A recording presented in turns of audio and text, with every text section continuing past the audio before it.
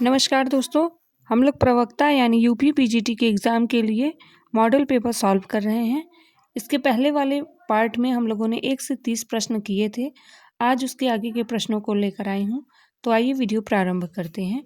पहला प्रश्न आपके सामने है, यस्य च परलोकाद्भयं मकरध्वजे चाप ध्वनिरभूतः इति गद्यांशो अयम कुतः उद्धृतः। यह गद्यांश कहाँ से लिया गया है? तो ऑप्शन बी सही हो जाएगा। यह गद्यांश कादम्बरी कथामुख का है। नेक्स्ट प्रश्न है, समासांत प्रत्यय विधायकम सूत्रम न अस्ति। यहाँ पर समासांत प्रत्यय विधायक सूत्र नहीं है, इसमें से कौन सा? तो इसका सही उत्तर ऑप्शन डी हो जाएगा, द्वंद्वश्च प्राणी तुर्य सेना अंगा नाम। समासांत प्रत्यय विधायक सूत्र नहीं है, द्वंद्वश्च प्राणी तुर्य सेना अंगा नाम, ऑप्शन डी।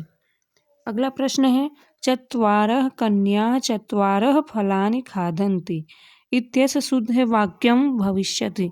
इसका शुद्ध वाक्य चुनना है, तो इसका सही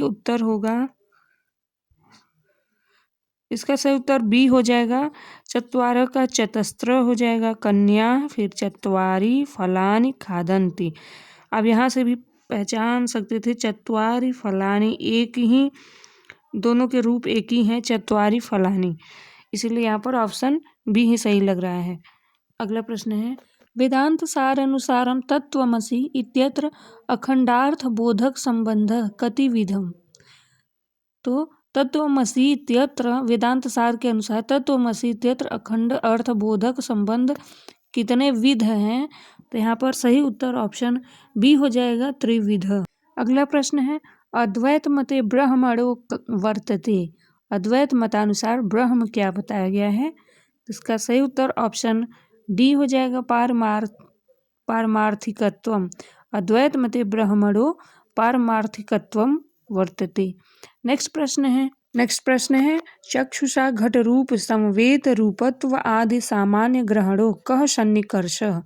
आँख से घट रूप का रूपत्व जो ग्रहण किया जा रहा है वह किस सन्निकर्ष के कारण हो रहा है? तो इसका सही उत्तर ऑप्शन ए सही हो जाएगा, संयुक्त समवेत समवाय सन्निकर्ष। संयुक्त समवेत समवाय सन्निकर्ष, ऑप्शन ए। नेक्स्ट प्रश्न है, दोस्तों टाइपिंग थोड़ा प्रॉब्लम आ रही थी, इसलिए डायरेक्ट पीडीएफ से ले लिया है। आगे देखिए, तर्क संग्रह दीपिका अनुसारम परमाणुष्वेव पाको न द्वयम अणुकादावपि इति केशाम मते। यह किसका मत है? तो किनका मत है यह? तो ऑप्शन बी हो जाएगा, वैशेषिका नाम, वैशेषिकों का मत है। परमाणुष्वेव पाको न द्वय अणुकादावपि, और यह तर्क संग्रह दीपिका में वर्णित है। तर्क संग्रह दीपिका दोस्तों तर्क संग्रह पर लिखी गई टीका ग्रंथ है। अगला प्रश्न है, रथांग पाड़े पटलेन रुचिशाम ऋषि द्विषः संवलिता वीरे जीरे चलत पलाशांतर गोचरास्तरो तुषार मूर्तेरिव नक्तमंशवः। अस्मिन् श्लोके तुषार मूर्ति इति शब्दस्य कस्य वाचकः। यह तुषार मूर्ति शब्द किसके लिए प्रयुक्त हुआ है? तो ऑप्शन बी होगा इसका उत्तर, चंद्र के लिए, चंद्रमा के लिए प्रयोग हुआ है। नेक्स्ट प्रश्न है, प्रथम उच्छ्वास से कस्य ऋतु वर्णनम वर्तते। नलचंपू के प्रथम उच्छ्वास में किस ऋतु का वर्णन है? तो बताइए। इसका सही उत्तर ऑप्शन ए हो जाएगा, वर्षा ऋतु का वर्णन है। नेक्स्ट प्रश्न है, नलचंपू काव्य अनुसारम प्रसन्नः कांतिहारिण्यो नाना श्लेष विचक्षणा वाचः मुखे गृहे स्त्रियः कस्मात् कारणात् भवन्ति। इसका सही उत्तर ऑप्शन बी हो जाएगा, पुण्य के कारण। पुण्य, ऑप्शन सी बी सही हो जाएगा। नेक्स्ट प्रश्न है, शिशुपालवधस्य मल्लिनाथ कृता टीका अस्ति। शिशुपालवध पर लिखी गई मल्लिनाथ की टीका यहाँ पर कौन सी है? तो ऑप्शन ए सही हो जाएगा, ऑप्शन सी सही होगा, सर्वांकशा टीका जो है शिशुपालवध पर लिखी गई टीका है। और ये सभी जो देख रहे हैं ये सभी टीकाएं मल्लिनाथ की ही टीका हैं, लेकिन सर्वांकशा टीका पूछा गया है शिशुपालवधम पर है। अगला प्रश्न है गुड़ा पूजा स्थानम गुड़ीषु न च लिंगम न च वयः इति सूक्तिर इयम कस्मिन् काव्ये वर्तते।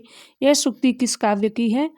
सही उत्तर ऑप्शन सी होगा। उत्तर रामचरितम की सूक्ति है। गुड़ा पूजा स्थानम गुड़ीषु न च लिंगम न च वयः। यह कई बार परीक्षा में पूछा गया, पीजीटी के ही पेपर में पूछा गया प्रश्न है दोस्तों। अगला देखिए सा तपस्विनी निर्वृता भवतु, सा तपस्विनी निर्वृता भवतु इत्यत्र सा कस्य कृते प्रयुक्ता। यहाँ पर सा शब्द किसके लिए प्रयुक्त है?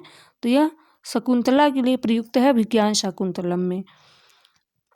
नेक्स्ट प्रश्न है प्रायेण ही डैश पशवश्च भय आहार मैथुन निद्रा संज्ञा मात्र वेदिनो भवन्ति। यहाँ पर खाली स्थान पे क्या होगा?